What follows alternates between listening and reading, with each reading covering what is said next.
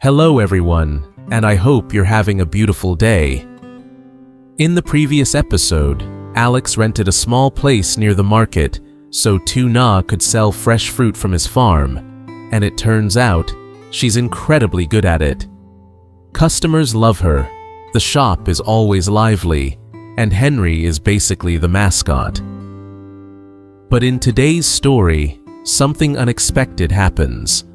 A homeless man lingers at the entrance, waiting for the right moment to steal fruit.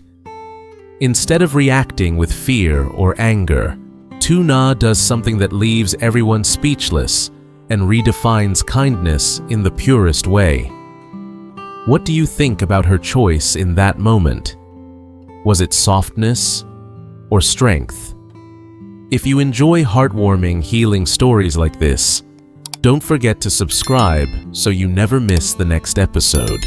Morning sunlight spilled over the narrow alley, soft and gold, warming the front of Lytuna's fruit corner. The shop had barely opened, yet customers were already lining up. Students grabbing fruit before class, office workers buying snacks, a group of aunties inspecting every guava like they were judging a contest. Inside, the air smelled sweet and bright, full of citrus and freshly washed apples. Baby Henry sat in his bamboo cradle near the counter, kicking his legs and gurgling at anyone who looked his way. It was a peaceful morning, a wholesome morning, the kind of morning that felt beautifully ordinary, until the moment Lytuna noticed him. A man, thin, dusty, hair messy from sleeping outdoors, was standing just beyond the doorway, not fully entering, not leaving. His clothes were worn, and he clutched an old backpack tightly against his chest while glancing between the fruit baskets and the street. His eyes lingered on the apples, then the oranges, then on Henry, who squealed happily at the stranger. Lytuna watched him quietly as she handed a bag of guava to a customer. Something in the man's expression tugged at her heart: hunger, hesitation, and a small flicker of shame. He wasn't browsing. He was waiting for a moment where no one would notice him. Waiting to steal. A small wave of murmuring rose from customers as they noticed him. A homeless man. He's been hanging around since yesterday. Watch your bags. But Lytuna didn't panic. She didn't raise her voice. She didn't chase him away. Instead, she stepped out from behind the counter, walked to the front, and crouched right beside Henry's cradle. Then she looked at the man with warm, steady eyes. "Sir," she called softly, "have you eaten anything this morning?" His head jerked up, startled. No, I was just looking." Auntie from the fruit line whispered, "Careful, Lytuna, he might be trouble." But Lytuna shook her head gently. She picked up 2 oranges, a small bag of grapes, and a fresh banh mi she kept for herself behind the counter. Then she walked toward the man and held them out. "Here," she said. "You look hungry. Please eat something." The man's throat bobbed. He stared at her, then at the food, then back at her again. Are you sure?" "Of course," she smiled. "Henry would scold me if I didn't share." Henry squealed right on cue, clapping his tiny hands as if backing her up. Customers nearby softened. The tension dissolved. A few even smiled. The man took the food slowly, clutching it like it was gold. I don't know what to say." "You don't need to say anything," Lytuna replied. "Just take care of yourself. And if you're still hungry, come back later, okay?" His eyes glistened. "No one ever treats me kindly," he whispered. "Then let today be the first time," she said softly. He bowed his head and left, walking with food held tightly against his chest. A moment later, an older woman turned to Lytuna with an approving nod. "Girl, you're too kind," she said. Tuna just smiled. I think everyone needs kindness at least once a day. Henry babbled happily, waving both arms like he understood the whole event. See, Henry? Tuna laughed. Sharing is good, huh? The rush of customers continued, filling the shop with chatter and the sound of fruit being weighed and bagged. But the small moment earlier lingered in the air, soft, warm, and human. Around mid-morning, just as Tuna finished restocking the apples, the bell above the door chimed. A tall figure stepped inside, wearing a simple white shirt, carrying the scent of sunlight and fresh wood. Alex. The second Henry saw him, the baby practically exploded with excitement, kicking, flailing, making dramatic "ah" noises that made everyone turn and laugh. Alex grinned as he walked toward the cradle. I see my boy is already ruling the whole shop, he teased. Henry reached out both arms in pure desperation for a hug. Alex scooped him up immediately, kissing his cheek. You miss me, huh? Henry screeched with delight, grabbing Alex's collar like he owned it. Tuna hid a smile behind her hand. You're late. Your assistant is already complaining. Alex raised a brow dramatically. Oh? He's already giving orders without me. Many orders, Tuna said. Number 1, pick him up every time he cries fake tears. I knew it, Alex gasped. He inherited your niche for acting. She slapped his arm lightly. You're impossible. Customers giggled at their banter. Some whispered, they look like a real family. They're so sweet together. Alex finally looked at her. Really looked. You seem tired, he said softly. Busy morning? She nodded. Very. And something small happened earlier. Small? He frowned. Do I need to worry? No, she smiled gently. Just someone who needed help. I gave him some food. Alex's expression softened instantly. That's just like you, he murmured. Always kind, even when it makes you tired. Tuna shrugged shyly. It just felt like the right thing. Alex brushed a loose strand of hair behind her ear. And that's why people trust you. That's why this shop feels warm. Her cheeks flushed before she could stop it. Henry babbled loudly between them, annoyed he wasn't the center of attention anymore. Alex laughed. Okay, little boss. Daddy hears you. The shop buzzed with gentle warmth again. Customers chatting, fruit being weighed, Henry giggling in Alex's arms. It was the kind of peace Tuna never dared to dream about before. A life without fear.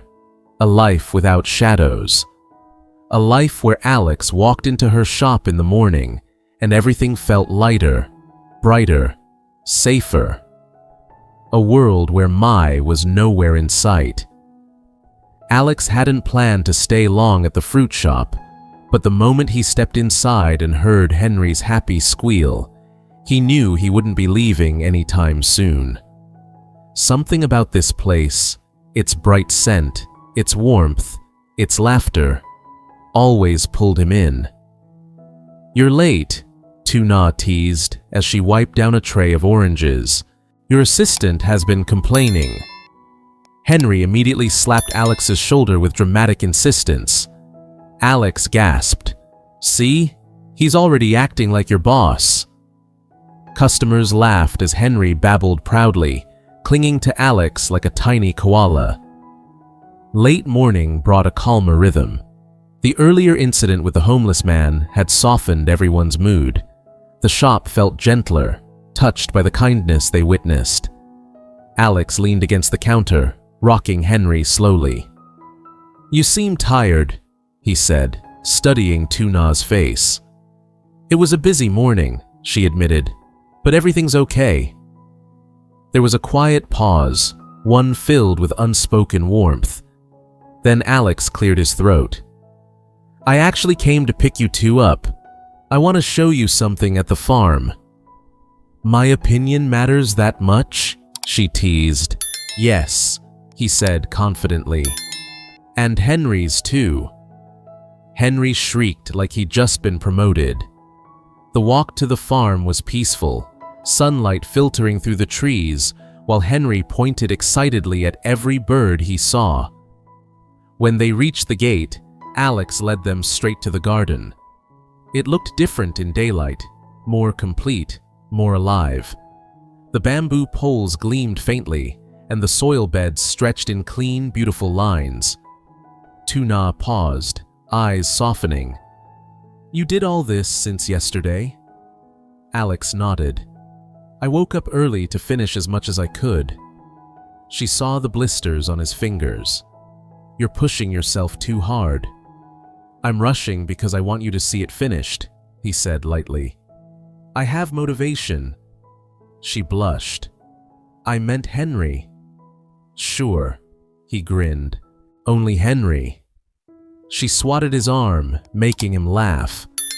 Alex guided her to a small shaded bench he'd built using leftover bamboo. Sit here. I want to show you something. He opened a notebook filled with sketches, simple pencil lines forming the future layout of the garden.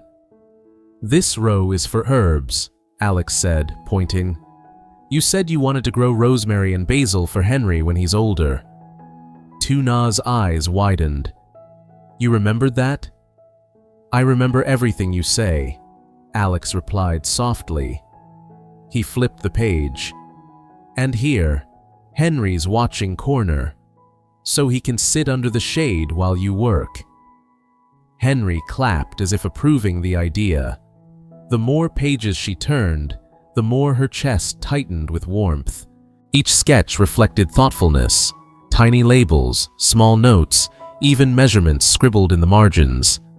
He had poured his heart into this, silently, every day she wasn't looking. It's beautiful, she whispered. Alex let out a breath. I wasn't sure if you'd like it. Alex, she said, voice thick, this is more than I ever imagined. He studied her carefully. You really mean that? Yes, she said without hesitation. A quiet, relieved smile curved his lips. They explored the garden together. Alex explained where he wanted tomatoes, cucumbers, and leafy greens. Lytuna nodded, imagining each row full of life. Henry tried grabbing every leaf within reach, squealing with triumph each time Alex pulled him away. At one point, Henry scooped up a handful of soil and smeared it across Alex's cheek. Lytuna gasped. Henry! Alex froze, brown dirt dripping down his face, then burst out laughing. Well, he said, wiping his chin, at least he appreciates nature. Lytuna covered her mouth, laughing so hard her shoulders shook. Henry bounced happily, proud of his artwork. Moments like this, messy, silly, simple, were what she cherished most. After a while, the sun dipped slightly, turning the sky a soft gold. Alex carried Henry toward the house as Lytuna followed behind, watching them both. Henry rested his small hand on Alex's shoulder, relaxed and content, and Alex carried him with the easy confidence of someone who cared deeply. Lytuna felt something warm unfurl in her chest, safety, gratitude, maybe even the beginnings of something like love. Alex glanced back at her, as if sensing her thoughts. You know, he said, I used to think the farm felt empty. Now it feels full. She smiled softly.